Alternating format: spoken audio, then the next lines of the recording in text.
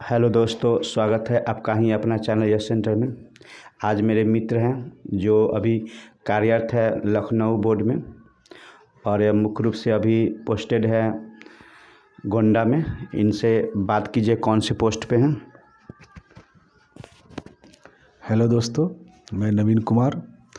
JP जी हमारे मित्र हुए, हम लोगों ने साथ पढ़ाई की है और आज मैं सिग्नल असिस्टेंट एसएनटी डिपार्टमेंट का ब्रांच होता है, उसी में कार्यरत हूँ।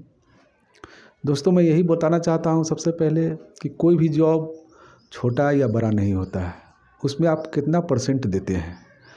अगर आप बड़ा से बड़ा जॉब ले लें और उसमें आपकी रुचि नहीं है तो वो आप अपना 100% नहीं दे सकते हैं। इसलिए जो भी पोस्ट हो पहले उसमें पूरा 100% दें, तभी आप आगे ऊंचे पोस्ट के लिए तैयारी कर सकते हैं।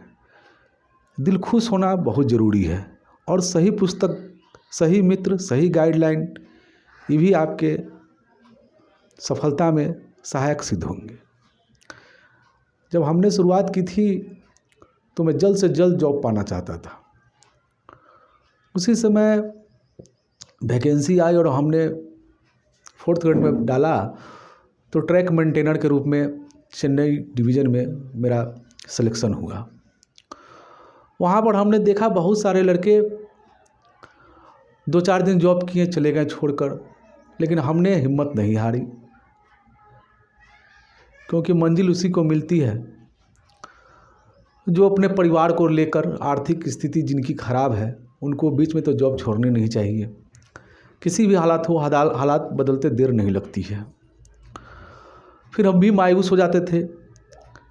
हमारे मित्र जेपी सर समय समय पर हमको गाइडलाइन देते रहे कि ये पुस्तक पढ़िए, आगे ग्रुप सी हो, बी हो, जो भी हो, आपकी तैयारी में लगे रहिए। तो एक जॉब करते हुए पढ़ाई करने का एक अपना टाइम मैनेजमेंट होता है जो आपको फालतू टाइमों से बचाते हैं। आप एक निश्चित पीरियड तक पढ़ते हैं और वो फोकस रहता है। आप अगर जॉब रहते हुए तैयारी करते हैं तो आप एक तरह से सिक्योर होते हैं। सिक्योर इस मायने में कि आपको आर्थिक स्थिति का सामना नहीं करना पड़ता। और बहुत सारे लड़के जो हमारे साथ थे उन्होंने जॉब तो किया, कुछ दिनों बाद छोड़ दिया, अगले तैयारी में भिड़ गए, लेकिन उनको आर्थिक कठिनाइयों का सामना करना पड़ा।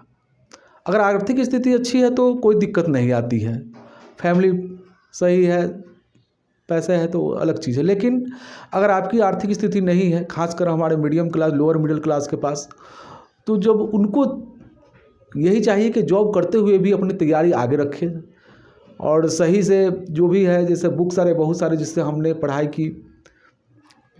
हेलो सर, आप मैंने चेन्नई से फिर कैसे कैसे संघर्ष करके लखनऊ जोन में आए आप? मैं चेन्नई में ट्रैक मेंटेनर में जब जॉब कर रहा था तो उसके बाद वैकेंसी आई थी 13 में।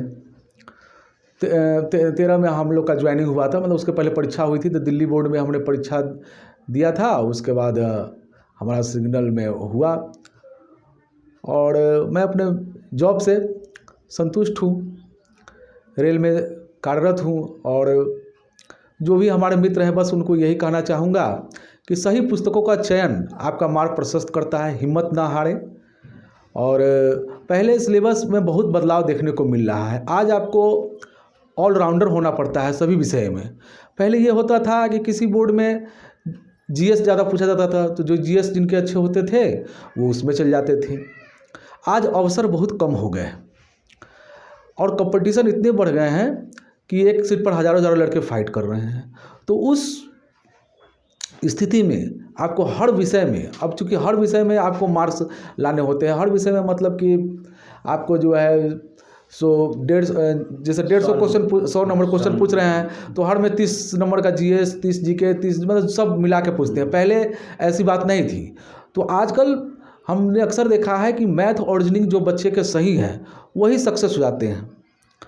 तो इसलिए इस पर, और मैथ वो चीज़ है जिससे आप भागिएगा तो आपसे उतना ही दूर भागेगा। हमें भी बहुत समस्या पहले आई, लेकिन जिनका मैथ रीजनिंग से भागना नहीं चाहिए, उसको बनाइए, सेट प्रैक्टिस कीजिए। प्रॉब्लम हो तो अपने अच्छे गुरु से पूछिए और मेहनत करते रहिए। सर, आपने कौन कौन से पुस्तक स्टडी किए हैं और कैसे पढ़ते थे, थोड़ा सा हम लोग को बताएं, क्योंकि जो अगले दर्शक सुन रहे हैं उनको भी कुछ आपसे जिज्ञासा मिलेंगे। आप कितना पढ़ाई करते थे और कैसे तैयारी किए नौकरी करते हुए, और कौन सी पुस्तक का चयन किए थे? क्या क्वेश्चन बैंक पढ़ना ज़रूरी है? Yes sir. सबसे पहले मैं यही कहूँगा कि क्वेश्चन बैंक में एकाएक हाथ मत लगाएं।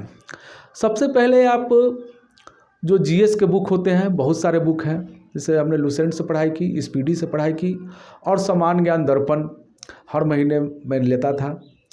उसके अलावे न्यूज़ जो आज रेडियो से बच्चे दूर होते जा रहे हैं, हम कहें आप रेडियो से दूर मत होइए। रेडियो से आप एक न्यूज़ आता है या मोबाइल के जरिए किसी तरह न्यूज़ ज़रूर सुना कीजिए। इससे आपको समसामयिकी की घटना का मतलब पूरा ये रहता है। और मैथ के लिए लोग आर एस अग्रवाल पढ़ते हैं, लेकिन हम यही कहेंगे कि मैथ और रीजनिंग का जब तक आप किसी गुरु के मार्गदर्शन में जो नहीं पढ़ पाइएगा टॉपिक बाय टॉपिक, तब तक आपका क्लियर नहीं होगा। क्योंकि कोई पुस्तक जो है ना, बिना गुरु के आप उसको सही से अध्ययन नहीं कर पाइएगा।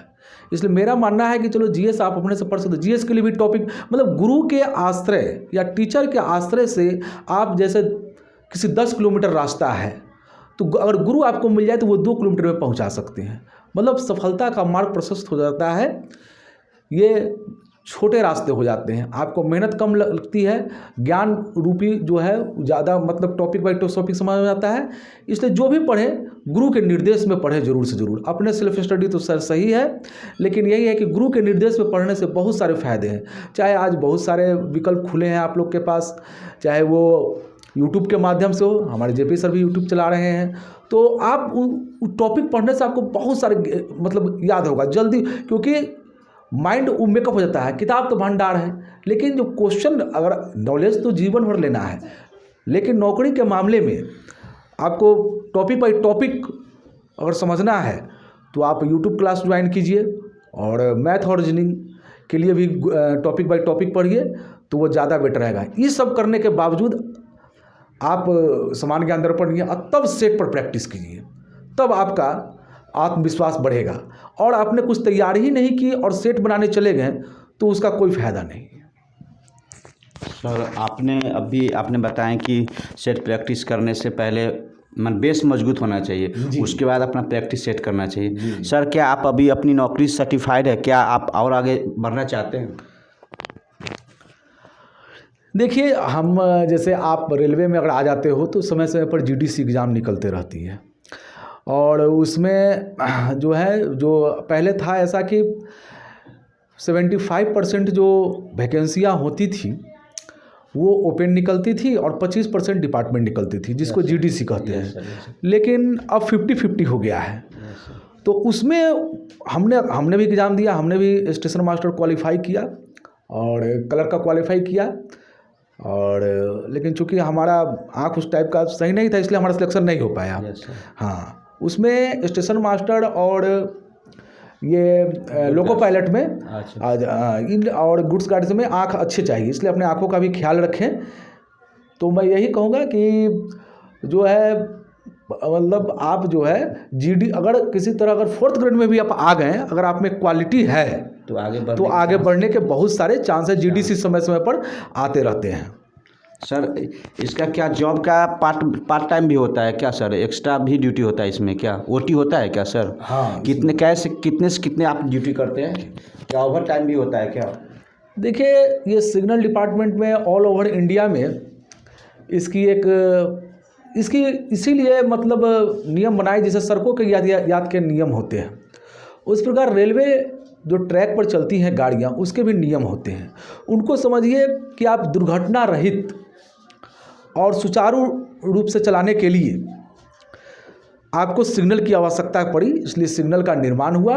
और सिग्नल डिपार्टमेंट में यह है कि जैसे स्टेशन मास्टर गाड़ी को ऑपरेट करते हैं, उसमें जो भी ट्रबल आती है, सिग्नल जो होते हैं सिग्नल मेंटेनर कहलाते हैं, वो जाके बनाते हैं। तो ऐसा है कि सिग्नल डिपार्टमेंट में जो एक है कि जैसे ड्यूटी तो आपको 8 घंटे की शेड्यूल होती ही है, लेकिन इमरजेंसी जैसे आपका उसके अंदर गेट भी आते हैं, मैकेनिकल और ट्रैफिक गेट, वो ख़राब हो जाते हैं तो आपको बनाना पड़ता है, उसकी आपको नाइट ड्यूटी मिलती है। और अगर 8 किलोमीटर से आप बाहर जाते हैं काम करने किसी गियर को बनाने में, यस सर। तो उसका भी आपको टीए लगता है। सर क्या बता रहा हूँ कि आपसे कि क्या आप जो अब अगले बार जो आप माने आपका वेतन कितना मिल रहा है, इससे आप क्या खुश है कि और आगे बढ़ना चाहते हैं, क्या अपना जोन में आना चाहते हैं आप? देखिए, हर किसी का इच्छा होता है कि अपने होम टाउन, अपने नेटिव में लोग रहे, लेकिन ऐसा अक्सर लोग मैच्योर करा के लोग आ जाते हैं, तो चूँकि अभी वैकेंसी उतनी आ नहीं रही है तो लड़के मिल नहीं पाते हैं। फिर भी दिल में एक खुशी होती है कि हम जहाँ भी हैं, जैसे भी हैं, एक जैसे फौजी सेवा करते हैं अपने देश की, हम रेल की सेवा कर रहे हैं। और भारत के इतने लाख कर्मचारी रेल के हैं, उसमें हमारा भी एक नाम है। सर आप अपना सफलता का श्रेय किसे देना चाहते हैं? अपने सफलता का श्रेय सबसे पहले अपने माता पिता और दोस्तों को, उन लोग का बहुत योगदान रहा, क्योंकि बहुत सारे हमने देखे हैं मित्र कि जो आते तो हैं, पढ़ाई तो मतलब करते हैं, लेकिन सही मार्गदर्शन और असफलता से घबराकर वो पीछे छूट जाती हैं। लेकिन कहते हैं कि जब नदी चलती है तो उसके रास्ते में बहुत सारे रोड़े पत्थर सब मिलते हैं, लेकिन मंजिल जो है सागर में जाकर मिल जाती है नदी। उसी प्रकार कितनी भी बाधा आए, हिम्मत ना हारना, यही लक्ष्य होना चाहिए इंसान का, तो वो मार्ग प्रशस्त हो जाता है। थैंक यू सर, आपने यह सेशन टाइम दिए इसलिए बहुत बहुत धन्यवाद सर। फिर मिलते हैं आपको से नेक्स्ट वीडियो में। धन्यवाद।